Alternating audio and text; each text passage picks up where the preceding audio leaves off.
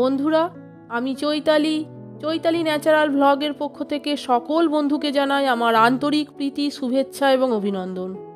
বন্ধুরা, আজকে আমি একটি খুবই উপকারী ভিডিও আপনাদের সামনে উপস্থাপন করতে চলেছি। সেটি হচ্ছে এই 2024 সালে এবং বাংলার 1430 বঙ্গাব্দে নীল ষষ্ঠী বা নীল পূজা কবে অনুষ্ঠিত হবে এবং কেন আমরা এই নীলের পূজা করে থাকি, নীল ষষ্ঠী পূজা আমরা কেন করে থাকি এবং এর কাহিনীটা কি জানতে বন্ধুরা ভিডিওটা আপনারা সম্পূর্ণ দেখুন এবং শুনুন। আশা করি পুরো ব্যাপারটা আপনারা জানতে পারবেন। তাহলে শুনুন।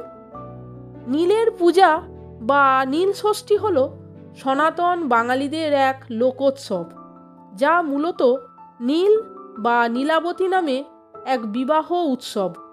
চৈত্র সংক্রান্তির চড়ক পূজার আগের দিন নীল পূজা অনুষ্ঠিত হয়ে থাকে।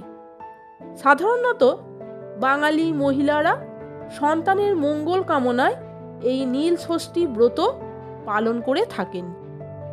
পুরাণ অনুসারে নীল ষষ্ঠীর এই বিশেষ দিনেই মহাদেবের সঙ্গে নীল চণ্ডিকা বা নীলাবতীর বিবাহ হয়েছিল। মহাদেব নিজে হলেন নীলকণ্ঠ, আর তার সঙ্গে এই দিন নীল চণ্ডিকা বা নীলাবতীর বিবাহ হয়েছিল বলেই এই দিনটি নীল ষষ্ঠী নামে পরিচিত। এই দিনের পূজাকে নীল পূজাও বলা হয়ে থাকে। বাংলার লোককথা অনুযায়ী নীল সন্ন্যাসীরা নীল পূজার সময়ে নীলকে সুসজ্জিত করে গীতিবাদ্য সহযোগে বাড়ি বাড়ি ঘোরান এবং বাড়ি বাড়ি ভিক্ষা সংগ্রহ করেন। নীলকে সুসজ্জিত করে নীল সন্ন্যাসীরা যে গান করেন তাকে বলা হয় অষ্টক গান। ওই দিন সন্ধ্যাবেলায় সন্তানের মায়েরা সন্তানের মঙ্গলার্থে প্রদীপ জ্বালিয়ে শিব পূজা করে সারাদিনের উপবাস ভঙ্গ করেন। সারাদিন উপোস করে সন্ধ্যাবেলায় মহাদেবের পূজা করে তাঁর প্রসাদ খেয়ে তবে উপবাস ভঙ্গ করেন। নীলের পূজায় নিম বা বেলকাঠ থেকে নীলের মূর্তি তৈরি করা হয়।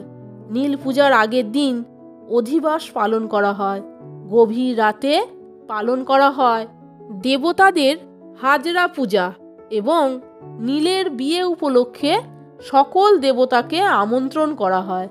এছাড়া হাজরা পূজায় শিবের চেলা বা ভূত প্রেতের দেবতাকে পোড়া শোল মাছের ভোগ দেওয়া হয়।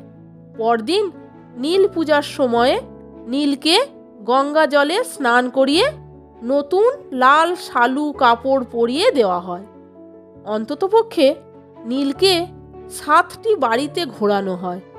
তাহলে নীল ষষ্ঠী আমরা কেন পালন করি এবং এর কাহিনীটা আপনারা একটু শুনলেন তো? আমি সংক্ষেপে আলোচনা করলাম। এবার বন্ধুরা আপনারা জেনে নিন এই 2024 সালে এবং বাংলার 1430 বঙ্গাব্দে নীল পূজা বা নীল ষষ্ঠী কবে পালিত হবে। নীল ষষ্ঠী বা নীল পূজা পালিত হবে 29শে চৈত্র আর ইংরাজির 12ই এপ্রিল শুক্রবার। তাহলে বন্ধুরা ভিডিওটা আপনারা সম্পূর্ণ দেখলেন তো এবং শুনলেন তো? এই রকম আরও অনেক ভিডিও পেতে, পূজা সংক্রান্ত সমস্ত কিছু তথ্য পেতে বন্ধুরা প্লিজ আমার চ্যানেলের ভিডিওগুলো আপনারা একটু দেখুন। পঞ্জিকা অনুযায়ী কোন দিন কোন অনুষ্ঠান হবে সমস্ত কিছু আপডেটও পেয়ে যাবেন আমার এই চ্যানেলের ভিডিওর মাধ্যমে। এছাড়া আমি ঠাকুর শ্রী রামকৃষ্ণ, শ্রী শ্রী মা, স্বামী বিবেকানন্দ আমি অনেক ভিডিও উপস্থাপন করব আপনাদের কাছে। আশা করি আপনাদের ভালোই লাগবে এবং অনেক উপকারী ভিডিও আমি উপস্থাপন করব। ভিডিওটা যদি আপনাদের ভালো লাগে তাহলে একটা লাইক, কমেন্টস এবং আমার চ্যানেলটিকে সাবস্ক্রাইব করে আমার পাশে থাকবার অনুরোধ করলাম আপনাদের। আপনারা সকলে ভালো থাকবেন, সুস্থ থাকবেন। আমি আবার আসছি পরের দিন অন্য কোনো ভিডিও নিয়ে। ভিডিওটা সম্পূর্ণ দেখার জন্য আপনাদের আমি অসংখ্য ধন্যবাদ জানাচ্ছি।